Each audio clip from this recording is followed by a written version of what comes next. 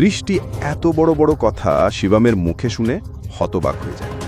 বিশ্বাসই করতে পারছিল না যে তার ঘরোয়া স্বামী নারাং ইন্ডাস্ট্রিজের মতো কোম্পানিকে এত বড় গ্রুপের সঙ্গে মার্জ করে দিয়েছে। শিবম, তুমি কে?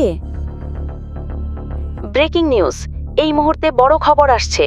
রায়জাদা গ্রুপ ঘোষণা করেছে ইন্ডাস্ট্রিজের সঙ্গে মার্জার।